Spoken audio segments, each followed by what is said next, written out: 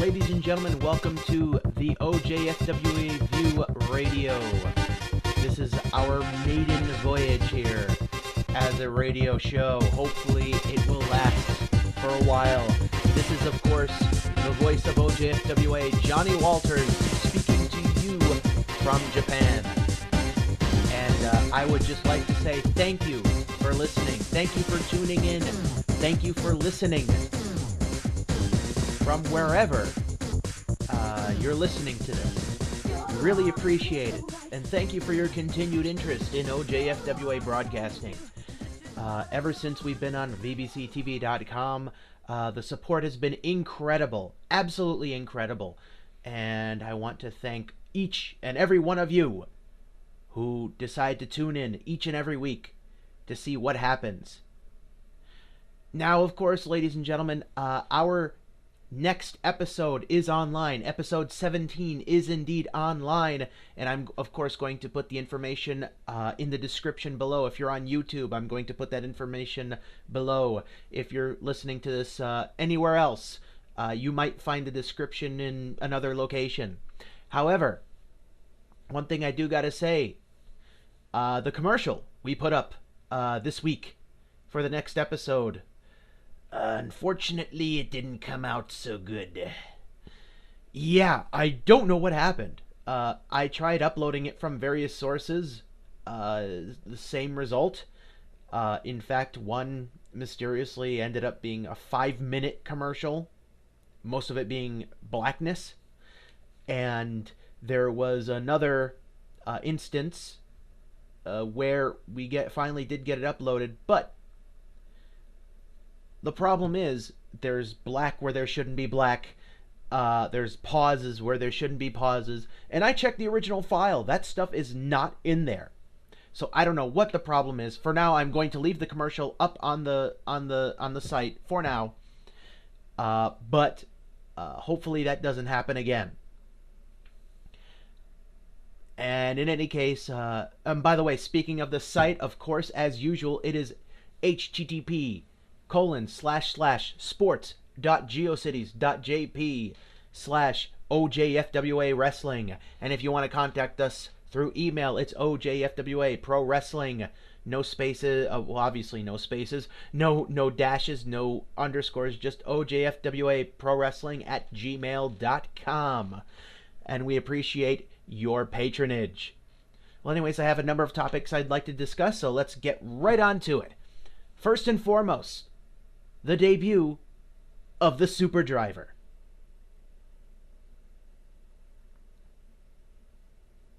Now, there's been very little that has been talked about more than this debut of the Superdriver. And quite frankly, the language I've heard hasn't been very good. I am often in the studios editing and making sure my commentary fits, is synced up with the audio. And from outside the studio, I can hear Misikawa ranting and raving and generally not being very happy about a lot of things that's going on right now in OJ-FWA, but especially this debut of the Superdriver. And, of course, the prevailing question is, why? Why did McKay hire this obvious loser? Was he able to... Did he know him beforehand? Did he have a window into his personality, into his working style? Where did he find out about this guy? I am going to try to find someone who has any idea of where this Superdriver came from, what his deal is, and hopefully get him on this show, this very show. All I know is, and as you may have seen, Misikawa is, and as I said, Misikawa is not happy about it. In her mind, in her view, from what I've been able to gather, she thinks that McKay is being irresponsible. And now, whether or not that's the case, I don't know, and quite frankly, I don't want to say, because both of their names are on my paychecks. So, I really don't want to rock the boat too much. But it's something that will end up coming to a head. And if you remember, a little bit before SNF2. In fact, after SNF1, a little after Yuki Matsuri, if I recall correctly, I heard of a conversation that happened between Hikawa and McKay, where McKay gave the reason for his hiring of Ami Naito, which led to her and Iku's match at SNF. The reason he gave for that was to cater to the more sensationalistic aspects of pro wrestling, saying that he enjoyed the athletic aspects of the business, but the scandal is what draws. And he eventually he won over Mishikawa, but after what happened at SNF2, after the severe beating that Iku received, leading to her what I guess is indeed her retirement. She said she was going to retire. I guess there's been talks of whether or not she's made up her mind yet. I'm not really 100% clear on that stuff yet. But as of this moment, I'm considering her pretty much retired. So Naito's actions led to Iku retiring. Iku, a very bright prospect, a cheerful girl. I've had the great opportunity of being able to talk to her. She doesn't speak too much English, but from what I've been able to have, the conversations I've been able to have with her, she's really, really fun. She liked to laugh. But one of the key things you notice when the Naito thing happened, she certainly laughed a lot less. Her disposition definitely changed, and I could definitely see why she wanted to retire after the events of SNF2. Now, getting back to the main point, McKay and Hikawa. I guess Hikawa has been really suspicious of McKay's hiring choices. Now, both of them are in charge of hiring. However, they don't both have to sign off on it. So Hikawa hires whoever she wants. McKay hires whoever he wants. I guess that still keeps the separation between the OJ and the FWA, so to speak, while they're still a merged company. However, Hikawa has been growing more and more concerned with the hiring choices of John McKay. And one question that has never been answered is how he found that scary Shiroko. Now, hopefully we find out more about her, even though it's been 4 years since she had her first match here. However, there hasn't been any major kerfluffle or any major scandal with her, so I guess she's okay, and I guess Hikawa's okay with her. But as far as Ami Naito goes, there has been instances of rebellion where Naito would not do something that Hikawa requested of her. Now, from what I hear, Naito is, from the information I can gather, I know it's not on the website. We have very little information actually on her. It's not really proper to delve too deep into someone's past without them being okay with it. But from what I gathered,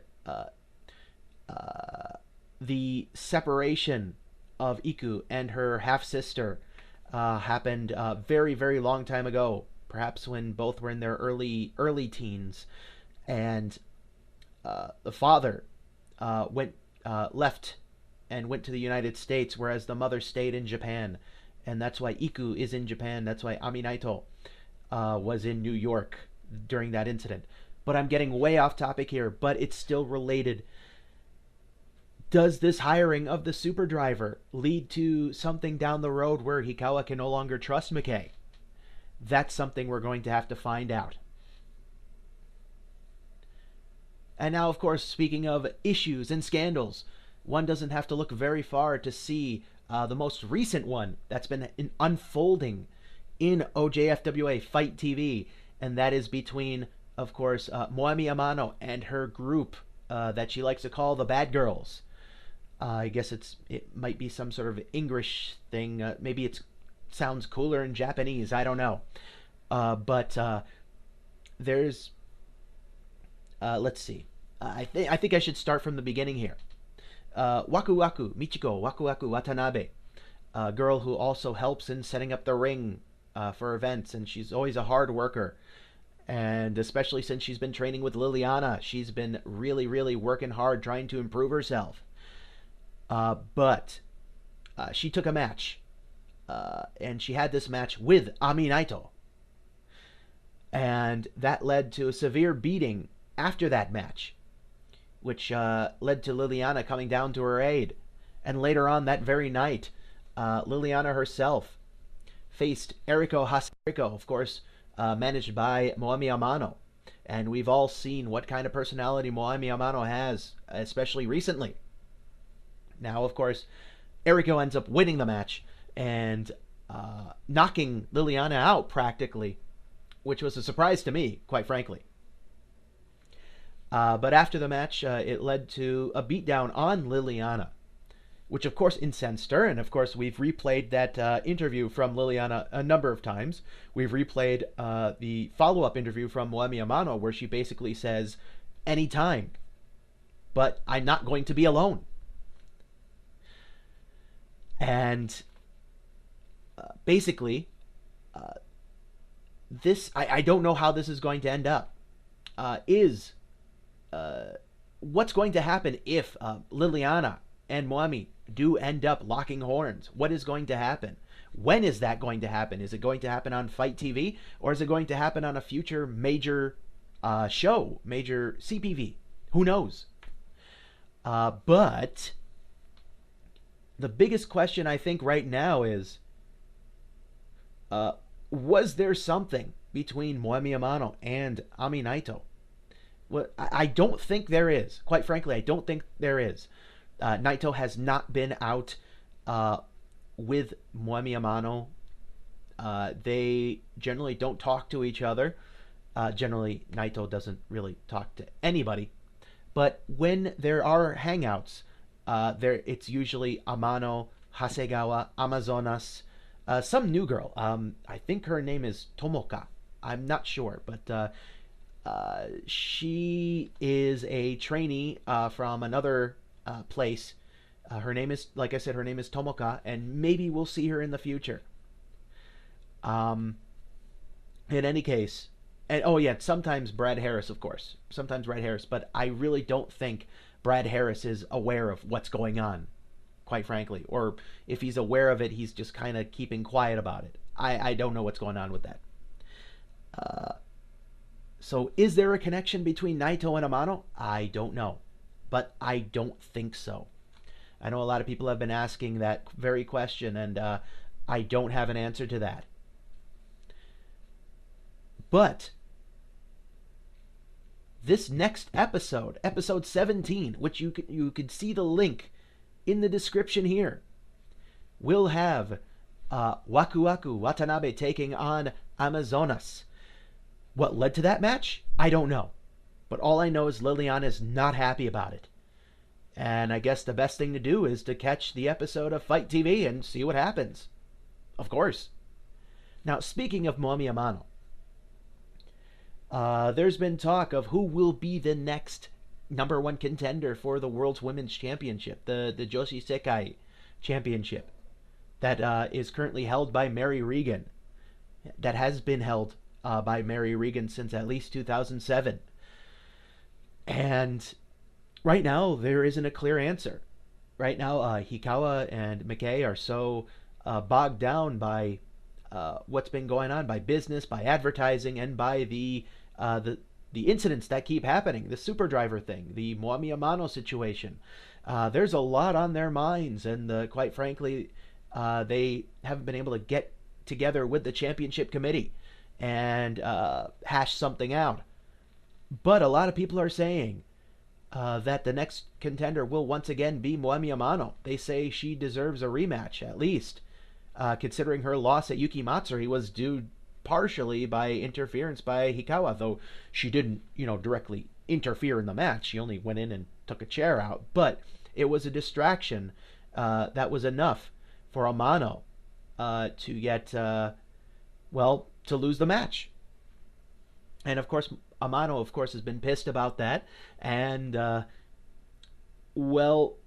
to be honest with you, she makes a connection between her earlier experiences with the cat Misato Kubodera, a vicious initiation that she received by the hands of Kubodera. And quite frankly, I kind of have to agree that that is not a good thing. I think Kubodera, she went a little too far during that time, but that was a long time ago. 2005 to be exact. So, is whatever happened between Amano and Kubodera, does that have something to do right now between Amano and Hikawa? I think that's something that Hikawa is trying to figure out right. And of course, that leads, again, getting back to Mary Riegan herself. What is she doing during this time? Of course, we had that interview on Fight TV where she said she's willing to take on Amano anytime, of course. And that's the kind of person Riegan is, of course. But there are other people on the horizon for Mary Riegan. One in particular is SEA's Mandy. You'll recall at an SEA event, Mandy beat Mary Riegan. And of course, Mary Riegan was not very happy about that. But I know that they have a kind of a respect, kind of a mutual respect with one another. So I'm sure that whatever happens next will be mutually, kind. I don't think anybody's going to attack each other. But that just leaves the question: who is going to be the next #1 contender for the World's Women's Championship? And that is indeed an issue that needs to be solved. Now, ladies and gentlemen, I'd like to turn your attention to the Park Challenge. Now, of course, recently on OJ-FWA Fight TV, a few episodes ago, So-Young Park, in order to prove, I guess, to management that she is perfectly okay, she's completely healed or healthy ever since that incident that happened when she jumped off the rafters and put a-hole Ronald through a table. She wants to prove that her knees are okay now. So I guess she wants to challenge anyone. And that challenge is still open. By the way, if you know a competitor who would like to take on So-Young Park, please let us know. You can message us here on YouTube, message us on Facebook, on Twitter. You can send us an email directly at OJ-FWA Sorry, OJ-FWA Pro Wrestling at gmail.com. We are still looking for challengers. A few have already signed up. Some of them are tag teams, believe it or not. 2 women are very eager to take on Park as a team, and Park is more than willing to take it. It reminds me of the old Andre the Giant challenges where he would take on 2 men at once. And speaking of which, Park is also willing to take on men. So if you know any dudes who are willing to take on the big green giant, please let us know. Now, speaking of challenges, recently, in fact, the last episode, we talked about wrestling Jesus Jacobs, how he went back to his roots in MMA and has been more or less successful. Well, he issued a challenge of sorts. He had an interview saying that he never left, and he assured everyone that he wasn't a flash in the pan, and I'm using air quotes for flash because he really seemed to emphasize that word, a flash in the pan. So of course that started the rumor mill. Maybe he wants to challenge Flash Jones. It's a possibility. I had a little bit of an opportunity to talk to Flash. He was really busy. He just told me that he heard Jesus' challenge, but it doesn't bother him at all. That it's something that happens. It's part of the business, and that he'll take care of it when it's time. Now, of course, how this will affect them in their future relations, who knows? In fact, they're supposed to be on the same team, believe it or not, in a future basketball game. Yes, you heard me correctly. Some stars of OJ-FWA are going to be on a basketball team. I could tell you right now, some of the people who've signed up, the multi-sports star, the laid-back country boy, At Peace, he's definitely on there. Also, Shallow's on there, probably the smallest guy on the team, but he has a huge passion for basketball. Also, I've heard rumors that Frank Bunting, the big man, former champion Frank Bunting, is also going to be on the team, as well as, of course, Jesus Jacobs and Flash Jones. How this affects their teamwork, if it'll affect their teamwork, I have no idea, of course, but we'll keep you posted as to when this game happens. It should be happening within the next few months, and, well, hopefully they could keep their stuff together. Now, finally, our final topic tonight, the main event, what everybody's asking about. Two facets of it. How is our friend Tsujimoto? How is Hidenori Tsujimoto? Of course, we had that update on Fight TV last month. And the Tsujimoto's wife, the words from the mouth of Tsujimoto's wife were not positive at all. In fact, she seemed to hate the wrestling business at this point for what it did to her husband, what it did to her family. And, you know, when a loved one is injured like that, especially as severely injured as Tsujimoto is, and by the way, if you're wondering what happened, we weren't exactly sure. Of course, after Champion Soul, we saw that it was mostly superficial. Lots of bruising. A lot of you will remember that big purple blotch on his back. But this time, it looks to be far more serious. We hear he is definitely conscious. He was in a coma for a while. But he appears to be conscious. And he's speaking, and he seems to be in more or less good spirits. The thing is, he has not gotten out of bed yet. He has not started to walk. The doctors say that it should take some more months before Tsujimoto will be able to do anything, really. And that brings us to our current champion, Caleb Dod. I never thought I would say that. The Bingo One's Caleb Dod, the Sekai Ningenkyu Oja. The current world champion is Caleb Dod, Bingo One's Caleb Dod, of course, as always, accompanied by Jack Dod. And of course, anybody who's followed the career of the Dods knows that Caleb is a monster. And of course, you don't need to look very far to see that. However, you would also know that Jack himself is a very, well, to say untrustworthy is certainly an understatement. Jack Dod is one of the more, just from my own personal dealings with him, he's pretty slimy. He's one of the more slimy guys that I've ever had the quote-unquote pleasure, and again I'm using these air quotes that you can't see, the quote-unquote pleasure of dealing with. And well, that's our champion. They have the championship. And I hear that he will make his first title defense probably in a few weeks on Fight TV. Just to reestablish him to our main audience who might not be too familiar with him.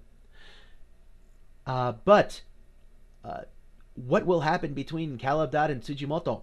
Like I said, Tsujimoto is in good spirits, probably because he hasn't been thinking about what happened. A lot of what drove Tsujimoto was how upset it made his wife about what happened. So anyways, I wish Mr. Tsujimoto the best, even though I sometimes have trouble saying his name. I wish him the best, and I hope he has a speedy recovery. I hope the family, the Tsujimoto family, is doing well at this moment, and that hopefully they're relieved by the progress of Tsujimoto's health. But at the same time, I really am worried about the next person that crosses Caleb Dod's path. Caleb Dod is a monster.